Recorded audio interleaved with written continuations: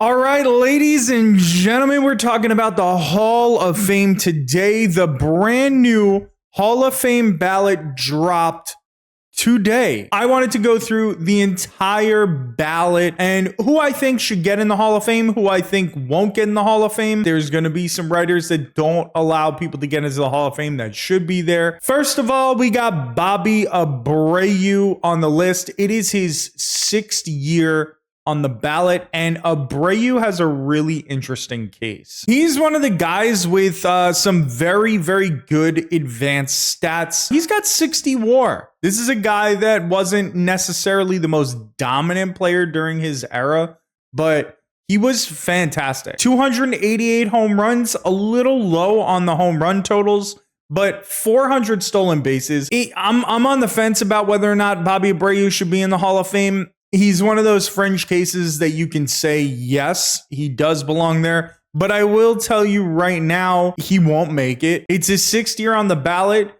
He had 15% of the vote last year. So it's just probably never going to happen. He's 20th all time on the list for walks. He played 1,990 games in right field, which is 11th on the all-time list. I really, really like Bobby Abreu a lot, but he is a fringe case. Carlos Beltron, 3rd year on the ballot, and I'm going to tell you straight up right now, Carlos Beltron deserves to be in the Hall of Fame. I mean, this guy is a legend. 57% of the vote last year. I think the only reason that Beltron was not a first ballot Hall of Famer is because of the whole scandal with the sign stealing and the Astros and how he was basically the guy that created that. So Major League Baseball is punishing him in that sense, or at least the writers are, because they don't want to reward that type of behavior. That's why so many of the steroid guys are not in the Hall of Fame, which I think is fair. I think that's understandable, but ultimately Beltron gets in.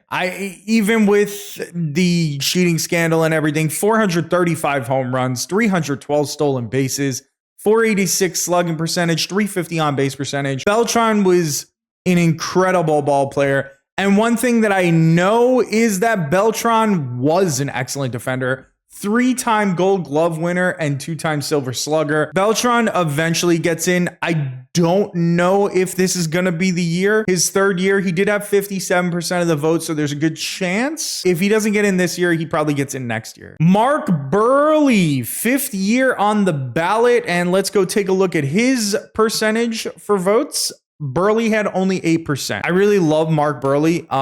Probably one of the best pitchers in White Sox history. 4-time Gold Glove winner, 5-time All-Star. Burley was just a very strong, very good pitcher. I don't think he's Hall of Fame worthy. His case for Hall of Fame is a little worse than Bobby Abreu's. I don't think Burley is ultimately a Hall of Famer. Carlos Gonzalez. We're getting to a first-time guy on the ballot. Man, Carlos Gonzalez was so talented.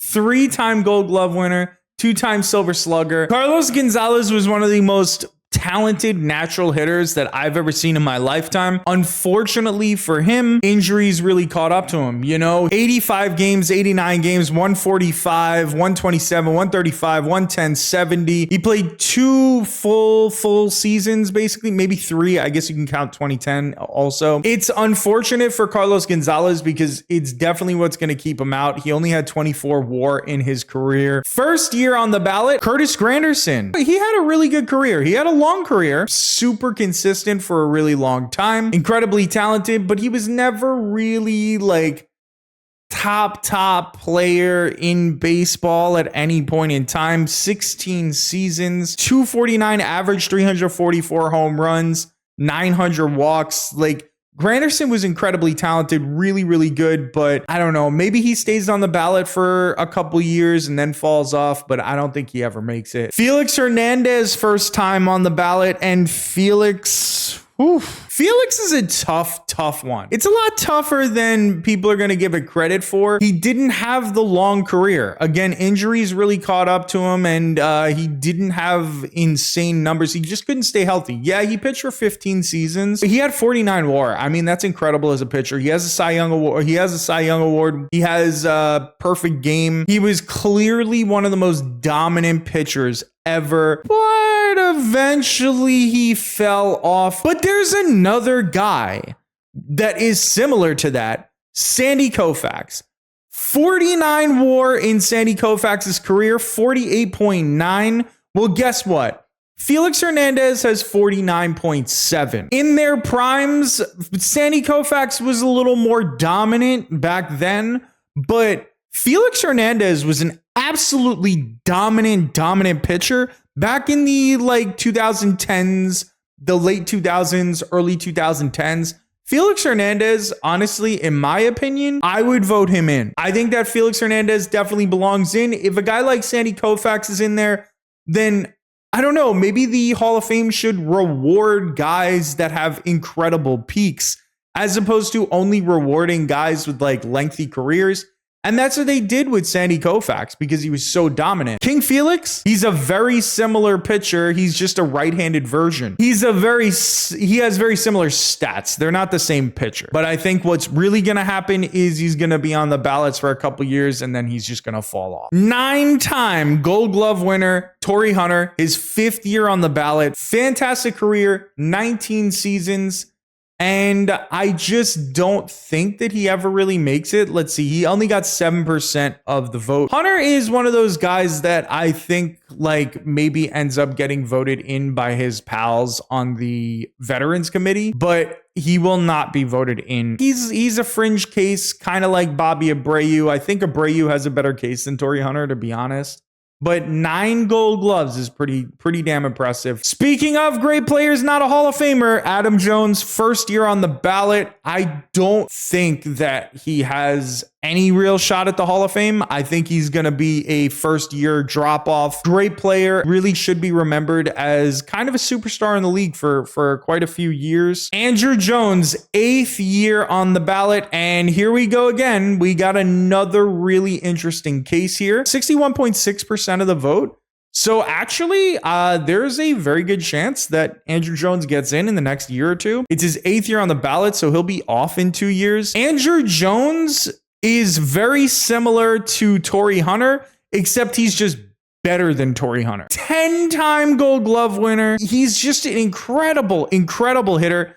434 home runs, 254 average. The problem is he's got the similar problem to Felix Hernandez. Once he hit, his 10th year in the league or whatever it was, 10th or 11th year, Andrew Jones suddenly fell off the face of the planet. He just wasn't the same player. He still had the power, but he was not putting up a good average. He wasn't putting up a good OPS. And he fell off. Andrew Jones just had a really high peak and not really the longevity of other players. He belongs. One of the best damn players back in the 90s, early 2000s. As far as I remember, no steroid speculation about him. I don't see why Andrew Jones doesn't make it. Ian Kinsler, 1st time on the ballot. He's a 2-time Gold Glover, 4-time All-Star. Ian Kinsler was incredible at the time. He was definitely a worthy all-star, but just Ian Kinsler's not going to make the Hall of Fame. He doesn't have the numbers. If a guy like Lou Whitaker doesn't make the Hall of Fame, how does Ian Kinsler? Russell Martin, another first-time guy on the ballot. Great player at the time, but definitely not a Hall of Famer. He just doesn't have the numbers at catcher. He's just going to be a first-year off-the-ballot guy. Brian McCann, also his 1st year, and Brian McCann has a better case for the Hall of Fame than Russell Martin does, but also Brian McCann not going to make the Hall. There's a lot of really good catchers that are going to be coming on the ballot now. We're going to have Buster Posey in a year or two, Yadier Molina in a couple years. Brian McCann's not going to make the Hall of Fame. He's not on their level. Dustin Pedroia, 1st year on the ballot. I like Pedroia a lot. Incredibly dominant for many years and then started to get hurt. His career just kind of shortened really quick. A former Rookie of the Year. He won an MVP. He's got 4 gold gloves. He's a silver slugger, multi-time all-star. I feel like Pedroia belongs in the Hall of Fame, okay?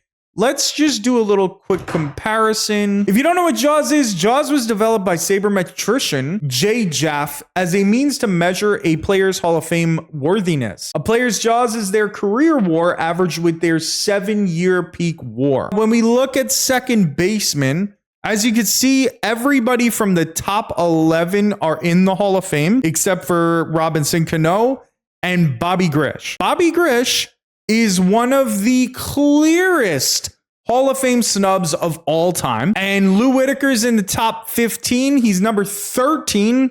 Another clear snub from the Hall of Fame. The only other person that's in the top 15 that's not in the Hall of Fame is Chase Utley. We'll get to him later. He's on the ballot. Dustin Pedroia is sitting here at 19, slightly above Jose Altuve, who I think is a surefire Hall of Famer. I'm afraid that Pedroia is going to be considered one of those fringe guys. I could see it being pretty fringe because he's not that far ahead of Ian Kinsler, and I wrote off Ian Kinsler as non-Hall of Famer just now. I don't know. To me, I'd vote for Dustin Pedroia to be in, but it's going to be pretty close, I think, for him. I don't know. He is a Red Sox, so people may give him a little more leeway in terms of voting for him. Andy Pettitte, he has numbers that should be in the Hall of Fame. Unfortunately, he has the HGH incident. He took HGH when he was in Houston. Supposedly,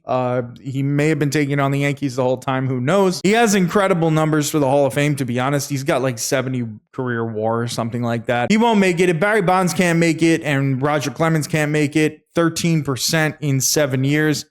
Pettitte's just not going to make it. It just won't happen. Maybe eventually he gets in on the Veterans Committee. Hanley Ramirez is interesting. He has a better case than I originally thought when I was going to start this video. I mean, he had himself a 38 WAR career. That's not incredible, but he had a 124 OPS plus. Hanley was a lot better than I kind of gave him credit for. I know he was very dominant for a while. He peaked early and kind of fell off a little bit. He is as fringe as it gets. He won't make it to the Hall of Fame. He might stay on the ballot a couple years, but Hanley was really, really good. Like, the numbers were a lot better than I thought. And let's talk about Manny Ramirez, 9th year on the ballot, 32% of the vote last year. I don't think he's going to make it. Embarrassing that they're not going to put somebody like Manny Ramirez in. They didn't put Barry Bonds in. They're not going to put Manny Ramirez in. These guys were incredible hitters. Okay, they took steroids. You want to hang your hat on that and say, oh, well, they took steroids. We're not going to reward that. They cheated, blah, blah, fucking blah. But you voted in David Ortiz, who had clear evidence that he took steroids. Pudge Rodriguez, the year that they upped the testing of steroids in baseball, suddenly he comes in weighing 20 pounds less. It is clear that Pudge just got off the juice. And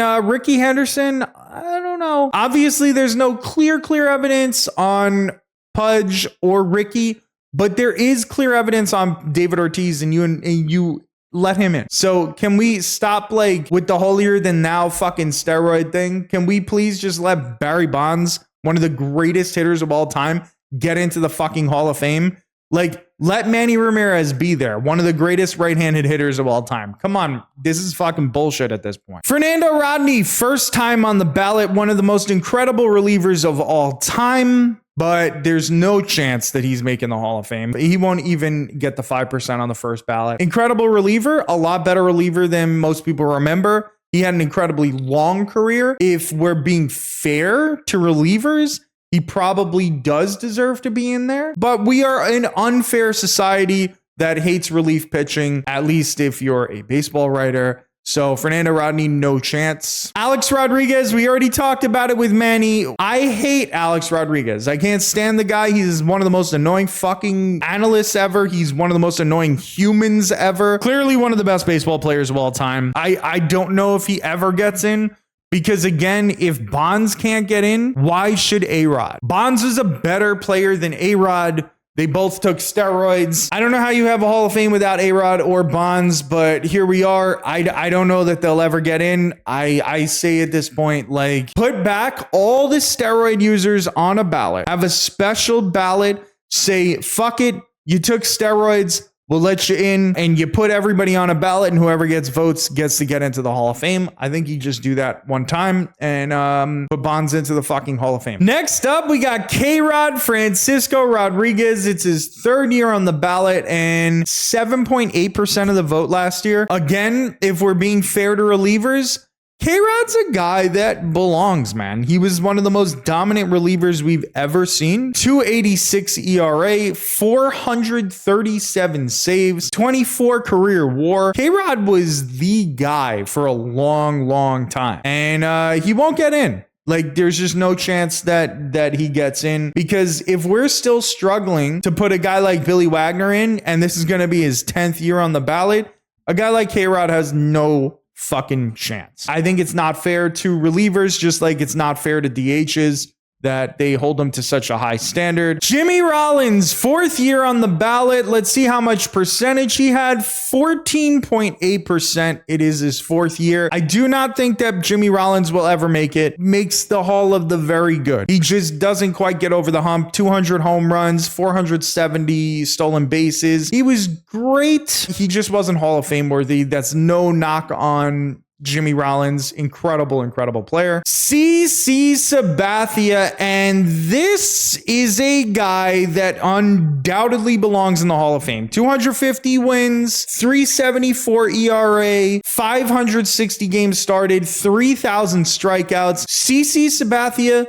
first year on the ballot. He belongs in the Hall of Fame right away. I hope he gets enough votes to get in on the first ballot. I fear that he might not. That's really upsetting if that's the case, because Sabathia 1000% belongs in the Hall of Fame right away. I hate the idea that some people are first ballot guys, some aren't, blah, blah, fucking blah. Sabathia belongs 100% of the time. So just vote him in on the first ballot. Like, what are we doing? Ichiro, another first ballot guy, and Ichiro will 100% make it into the Hall of Fame this year on his first ballot. One of the most incredible players of all time, one of the best hitters of all time.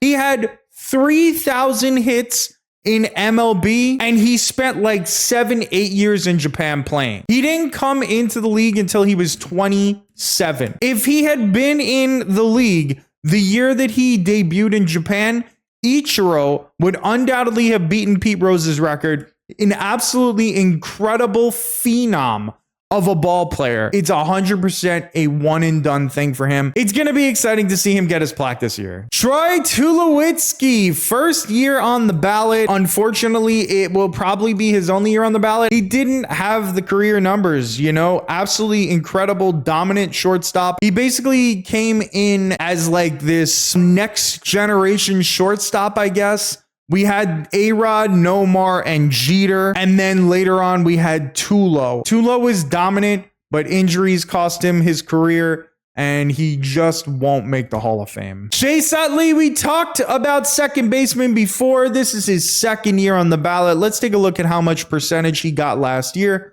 Only 28.8%. There's a chance that Chase does not make the Hall of Fame, but it seems very unlikely. Chase Utley will probably get in like his 5th or 6th year. And does he belong there? Yes, he does. I think Chase Utley is kind of a fucking dog shit human, but he was an incredible baseball player. And, you know, despite the fact that all I think about is Ruben Tejada and how he basically intentionally ended that kid's career, Chase Utley was an incredible ball player and belongs in the Hall. Omar Vizquel, 8th year on the ballot. And can we just stop voting for Omar Vizquel? 17% of the vote. Can we just stop? Yeah, Vizquel has 11 Gold Glove awards at shortstop, the second most all time. His defensive metrics are actually terrible. DRS 51, that's 2 DRS a year throughout his career. Total zone rating 6 per year.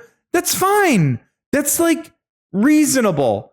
But holy shit, his fucking batting stats are horrible, and his fielding is overrated. 45 WAR player on the back of decent defense. Vizquel was not that guy. Just fucking give it up. This should not be a guy that's on the ballot for 10 fucking years. This is Billy Wagner's 10th and final year on the ballot. Last year, Billy Wagner received 73.8% of votes.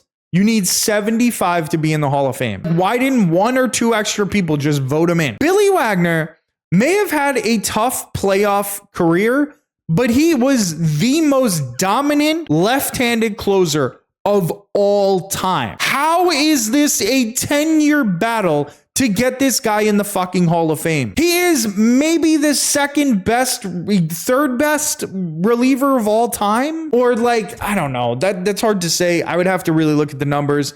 But he was the third best reliever in the past 20 years. Billy Wagner 100% belongs in the Hall of Fame. Stop fucking up, baseball writers. Stop hating on relievers. Let one of the most dominant left-handed pitchers of all time get into the fucking Hall of Fame. Can we stop with this bullshit? David Wright's second year on the ballot, and David Wright is a tough one. He only got 6% of the vote last year. I would personally vote him into the Hall of Fame. I'm going to be honest with you. David Wright, 49 WAR. He had, again, incredible peak. Career was cut short because of tough injuries. I feel like if David Wright had won like an MVP here or there, maybe he would have a better chance. I don't think that David Wright is ever getting in the Hall of Fame. I do think that he probably belongs there. 7-time All-Star, 2-time Gold Glove, 2-time Silver Slugger, finished in top 10 of NL MVP voting 4 times. There's a very, very good case for David Wright being a Hall of Famer, and there's no chance that he actually makes it. And our last player on the ballot, Ben Zobris, first year here, and he is the ultimate utility player. Okay, 3-time All-Star. He was like the OG, real good utility guy that could play just about anywhere and was always going to give you production. For a long time, baseball didn't have those guys back in that era, like in the early to mid 2000s. And Ben Zobris came along and had a 44.5 WAR. One of my favorite players ever, personally. I think he'll be on the ballot for a couple years, but I think he will fall off. I don't think he becomes a Hall of Famer. I do think there's a case that he revolutionized some things in baseball. He was the ultimate Swiss Army knife, and I don't know if that's like enough to convince me that he should be a Hall of Famer. And I know it's not enough to convince the writer. Thank you so much for sticking around for this. I wanted to go over each and every Hall of Fame candidate. I know it was a really long one, but it was really fun for me to do. So if you enjoyed this content, if you stuck around this long, give the video a thumbs up and please subscribe to the channel. You know, we're looking to reach 500 subs by the end of the year. You can help us get there. I hope you have yourself a wonderful rest of your day. Thank you so much for watching.